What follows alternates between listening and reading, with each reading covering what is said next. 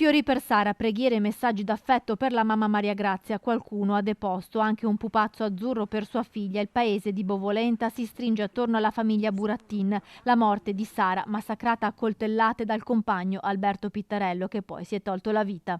Ormai non ci sono più dubbi che il tecnico caldaista, legato a Sara da quasi 20 anni, abbia pianificato il delitto. La settimana scorsa ha chiesto un giorno di ferie per martedì 27 febbraio, ben sapendo che quel giorno Sara non doveva andare al lavoro perché era il suo turno di riposo. La scusa era quella di dover consegnare uno scooter alla figlia quindicenne che era a scuola, così l'ha tirata nel giardino della casa della madre, portandola verso il ricovero attrezzi che non dà sulla strada, dove l'ha colpita alle spalle. Secondo un primo esame le coltellate mortali sarebbero state 2, una alla spalla e una tra il collo e la nuca. Poi avrebbe inferto con almeno 20 fendenti. Il suo furgone era stato anche ripreso dalle telecamere della zona vicino a Viale Italia, dove Sara è stata uccisa. Il suo rapporto con Alberto Pittarello era in crisi, come può succedere spesso nelle coppie, ma nulla lasciava presagire a quel drammatico epilogo. Della crisi erano a conoscenza solo le famiglie e i compagni di calcetto del 39enne, che sono sotto shock. Non riusciamo a capire come Alberto possa aver fatto questo, ci ha detto il dirigente della squadra Saldotec Sant'Anna di Piove di Sacco.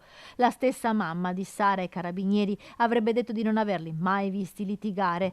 La sindaca di Bovolenta ha parlato con la famiglia di Alberto Pittarello, chiusa nel dolore. Domani invece farà visita alla famiglia di Sara Burattin. Faremo lutto cittadino per le esequie di Sara. La mamma della 41enne, insieme alla nipote, si è trasferita per qualche giorno dall'altra figlia a Terrassa Padovana. Qui ci sarebbe stato anche un incontro con i genitori di Alberto Pittarello.